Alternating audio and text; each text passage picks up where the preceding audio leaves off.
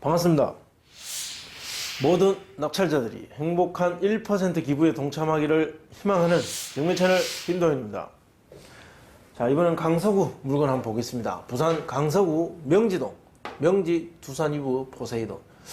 이 사건은 1번 물건, 2번 물건이 있었습니다. 자, 부산지방법원 서부지원 사건이고 사건 번호 2019 타경 10만 1343호. 자, 그 중에 1번 물건입니다. 명지 두산 이브 포세이돈 14층. 아파트고, 전용 면적 25.7평, 그리고 대지권은 15.9평, 토지와 건물은 일괄 매각입니다. 2019년 3월 6일 날 사건이 접수되었고, 2020년 4월 28일 날 1차로 진행 예정인 물건입니다. 1차. 아직 유찰되지 않았습니다. 13일 전, 이제 갓 나온 물건입니다. 거의 1년 정도 소요되었다. 자, 사건 진행 1년 정도 소요된 것은, 나름대로 조금 길었다. 채권자, 소유자 채무자는 누구누구로 같은 사람인 것으로 보이고, 자, 채권자는 뭐뭐 대부유한 회사, 대부회사인 것 같습니다. 한번 보겠습니다. 1차, 아직 이제 1차로 진행하는 사건인데, 자, 문건 접수 내용. 사건 진행하는 동안, 한 1년 가까이 소요된 시간이기 때문에, 뭔가 이해관계자들도 많고, 뭔가 복잡하지 않았을까? 약간 우려되는데, 보면,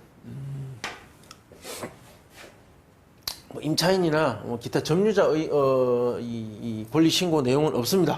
없고 채권자들이 주를 이루고 있습니다. 보니까 근저당권자 변경 신고, 그러니까 근저당 채권자가 일반 금융권에서 어떤 대부회사를 한번 넘어가는 그런 과정이 있어서 그 과정에 소요된 시간이 또 제법 있었지 않았나. 그 과정의 시간이 좀 있었습니다. 그게 또 몇 달 있었고, 그 외에는 특별한 거 없습니다. 현황조사서, 감정평가서 제출됐을 거고, 채권자 변경, 그리고 채권자의 어떤 승계인, 근저당 변경서 제출, 그런 내용들이 주를 이루고 있습니다. 특별히 점유자나 복잡한 낙찰 이후에, 낙찰자가 뭔가 신경 써서 비용을 지출해서 해결해야 될 문제를 가진 이해관계자의 흔적은 없다. 자, 점유관계조사서 보겠습니다. 점유관계조사서 보면 현장에서 거주자를 만나지 못했다. 자, 그래서 전입세대 열람을 하니까 소유자 세대만 전입돼 있더라. 자, 이런 경우는 소유자 세대가 점유하고 있을 가능성이 가장 높죠. 강력하게 추정된다. 자, 소유권 이전, 현재의 소유자가 소유권을 가져왔고, 자, 그리고 근저당이 있습니다. 자, 첫 번째 근저당. 가장 빠른 근저당 일자, 이 접수일자, 이것이 말소 기준 등기 날짜가 되는 거죠. 이 날짜보다 후순위의 권리들은 전부 다 소멸된다. 그 권리가 몇 개든 그것이 무엇이든. 보면 압류가 대단히 많습니다. 은행, 세무서, 이 소유자, 이 채무자는 경제적 상황이 굉장히 좋지 않고, 지금 현재 여러 어떤 그 채무의 압박에 시달리고 있는 사람이다. 따라서 그 사람을 명도해야 되기 때문에 이 사람의 상황이 어떠한지를 이 살아온 흔적을 보고 어느 정도 짐작을 해보셔야 된다는 겁니다. 자, 일단 권리관계는 단순하다. 자, 등기 현황 보셨지만 인수될 등기상의 사항은 없다. 자, 관리비 연체 가능성은 높죠. 경매 진행 기간이 길었고, 그리고 채권자들도 많고, 경제적 상황은 굉장히 좋지 않고, 채무 상태도 나쁘고, 이 관리비 연체가 많으면 명도할 때 굉장히 애를 먹을 수 있기 때문에 사전에 어느 정도 대비를 하기 위해서 조사를 해볼 필요가 있습니다. 각종 공과금은 관리비에 포함인지 아닌지 관리비 조사할 때 물어보시면 되고요. 임차인 없고 점유자는 소유자 세대로 추정된다. 그렇다면 명도는 소유자 세대를 상대로 하죠. 잔금 납부 이래서 약 3개월 정도 소요될 것이고, 강제 집행을 한다면 300에서 한 400 정도 금액이 됩니다.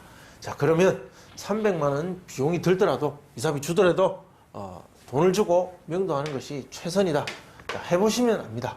강제 집행 한 2번 하면 차라리 진짜 강제 집행 비용보다 조금 더 주더라도 그냥 돈 주고 내보내는 것이 훨씬 더 낫다. 느끼실 겁니다. 이 금액이 실제 지급하면, 현금으로 지급하면 굉장히 큰 손해로 다가옵니다. 이것은 근거도 이유도 없는 그냥 아주 그냥 큰 손해로 느껴집니다. 낙찰자 입장에서는. 자, 이거 말고 이사 비용 이것이 크게 느껴집니다.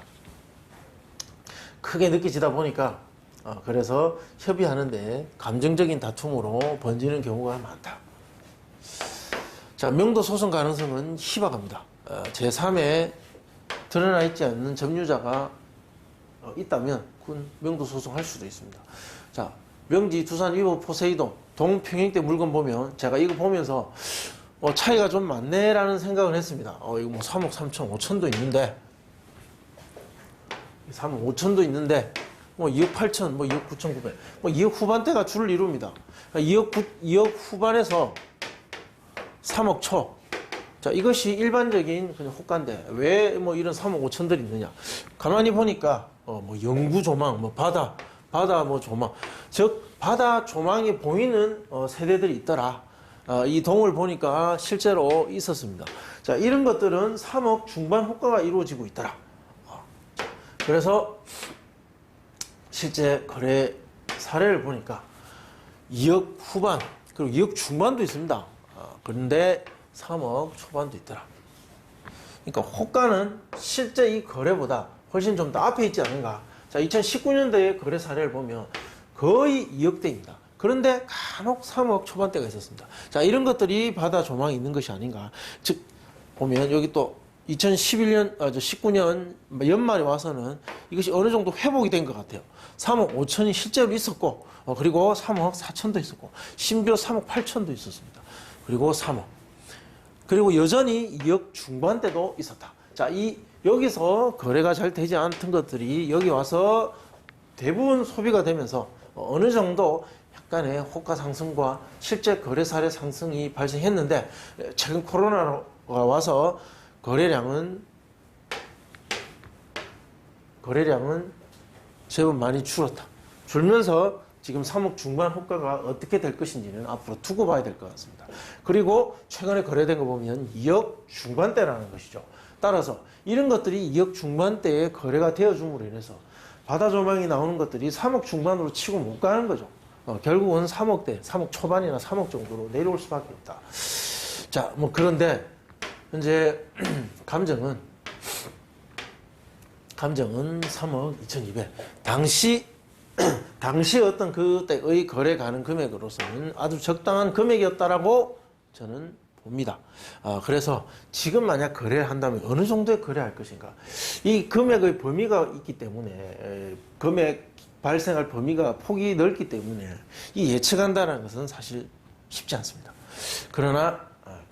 그럼에도 불구하고 예상 낙찰가를 지정하기 위해서는 어느 정도 범위를 좁힐 수밖에 없다. 실제 매매 거래를 한다면 이 금액 사이가 되지 않을까. 3억 5천 정도.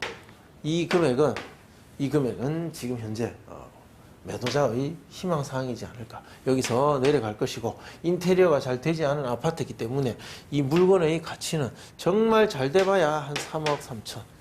실제 한 이 정도가 가능성이 높지 않을까. 자, 이 금액을 적용한 낙찰가를 보셔야 됩니다. 자, 그러면 인근 낙찰 사례 많이 있습니다. 아파트가 밀집한 지역이다 보니까. 자, 그 중에 두산 리본 두 개 보겠습니다. 2019년 12월 26일 그리고 24일에 있었습니다. 21.4평과 25.7평 남서양 남양. 자, 모두 2차에 낙찰이 됐다. 자, 1차는 아니었다라는 겁니다. 1차 낙찰 아니었다. 지난 1년간 그 아파트 거래를 보면 거의 비슷하다가 약간 올라올 듯 하다가 다시 이런 상태인데. 자, 1차에 낙찰되기 어렵겠죠, 당연히. 이런 상승이 없으면, 이 유찰되었다가 다시 어느 지점에서 낙찰이 될 수밖에 없습니다. 자, 이 아파트의 그 움직임이 2차에 낙찰되고, 그 1차의 가격을 넘어서지 못하는 어떤 그런 그 범위 안에 있는 시장, 이 지역은 그런 시장이라는 것을 이 정도의 데이터만 봐도 짐작할 수 있어야 됩니다. 자, 경쟁률은 5대1과 그리고 27대1이었다는 거. 자, 이 27이라는 것은 주목할 필요가 있습니다. 27대1. 이게 아마 바다 조망이 나오는 물건이었던 것 같은데. 별거 아닌 조망이고, 사실 저는 이 지역의 조망을 굉장히 낮게 평가합니다. 없어도 그만이고 오히려 있으면 더 바닷바람에 성가시고 뭐 전자제품이나 기타 콘크리트 외벽에 피해만 주지 별로 아름답거나 좋은 것도 아닙니다. 지대도 낮고 뭐 안반도 별로 튼튼하지 못한 지역의 물건이라서 저는 높게 평가하지는 않지만 그렇지만 일반 이 물건을 보는 일반 사람들, 일반 수요자들은 또 다르게 생각할 수 있겠죠.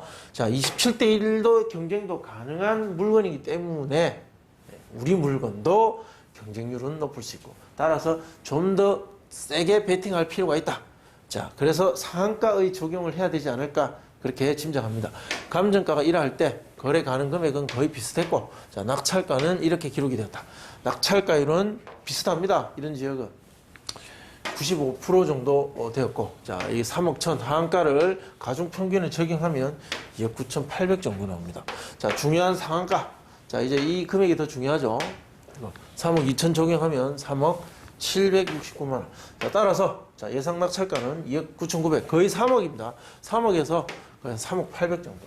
자, 꼭 낙찰 받고 싶다면 3억 1천 정도 예상하셔야 되겠죠. 자, 이렇게 제가 정리해서 말씀드릴 수 있습니다. 자, 궁금하신 내용은 댓글로 남겨주시면 제가 답변해 드리겠습니다.